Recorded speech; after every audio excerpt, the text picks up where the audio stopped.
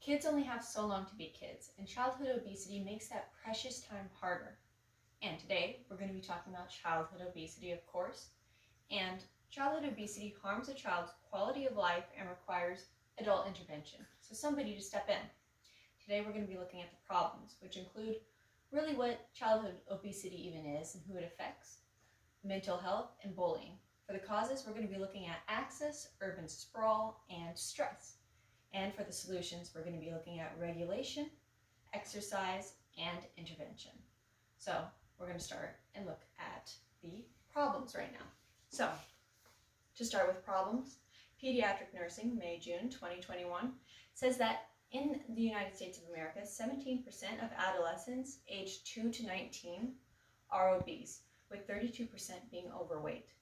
It's a huge amount of kids that are in a state of just being really unhealthy and not being able to do the things that they want to do, or even being able to have the opportunity to. Obesity can lead to serious health complications like type 2 diabetes, fatty liver, hypertension, respiratory disorders, and much more. So there's a problem right there, even just in the amount of kids that this is infecting and really the health consequences. According to BMC Medicine, February 21st, 2020, a study found that 9.7% of obese kids had depression and anxiety versus the 5.0% of non-obese kids. So kids that are heavier and are obese are more depressed and anxious. This has directly contributed to their weight. So this is a huge problem, not just in the health consequences, but really what it's doing to these kids' psyche.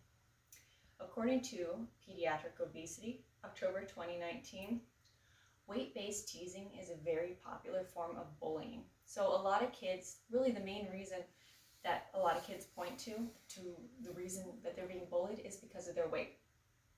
With over 90% of high schoolers having witnessed this kind of bullying and 60% of obese youth reporting that this kind of bullying happens with their peers and even their family. So we just have a lot of areas that just childhood obesity affects in general. It's how it goes with their peers, their health, their mental health. It's not a good thing, obviously. And we need to look at the causes. So, what are the causes? According to Maternal and Child Health Journal, October 2019, childhood obesity is up 30%. And it's gone up in the last 30 years is what I mean to say. And this is due to the cost of unhealthy foods dropping. So it's cheaper and it's easier to get because there's more access. Kids are able to go to the supermarket, they're able to go to the store and get all these foods that are really bad for them. So it's just easy to get it. Another interesting factor that plays in is urban sprawl.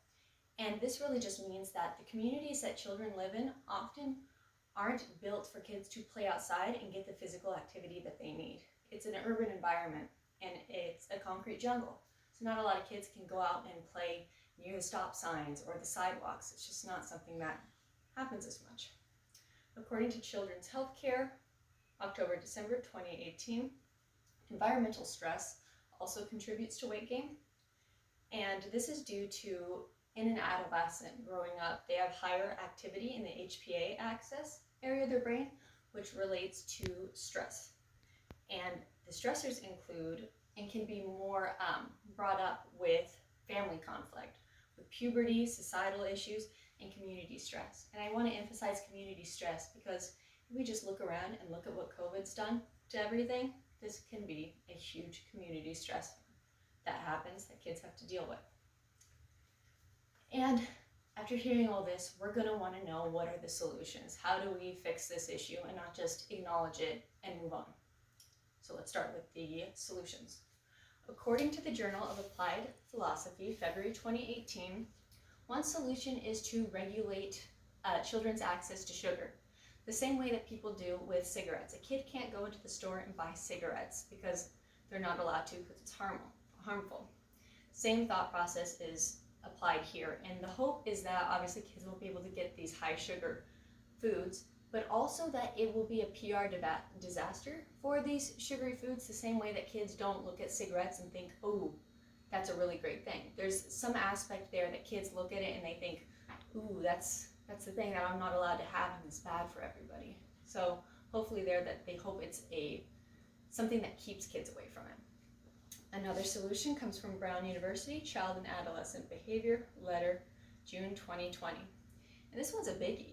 It says that only 26.1% of American kids report enough physical activity, with 15.4% report not even being active for 1 hour during the week.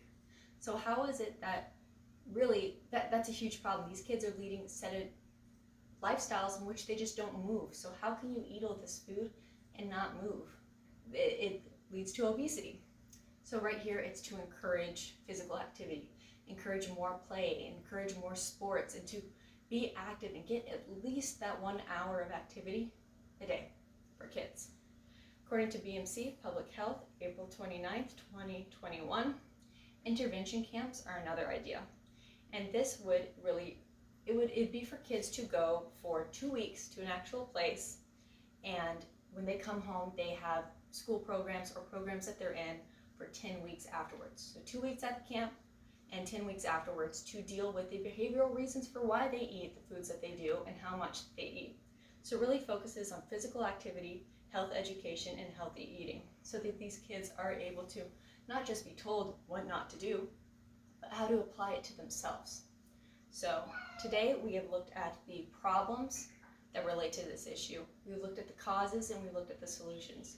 And I want to leave on a note that it's not just something that we should skip, because obviously kids shouldn't be eating the way that they should, but it's up to adults to figure out this problem and to handle it, because it's not enough to just say, kids, don't do that. So what we have to do is apply these strategies as a community so that our kids can be healthier and be able to live the lives that they want to. We don't want it to be that kids are just not able to go out and play during these precious years of their life where it should be more stress-free. And we've looked at childhood obesity,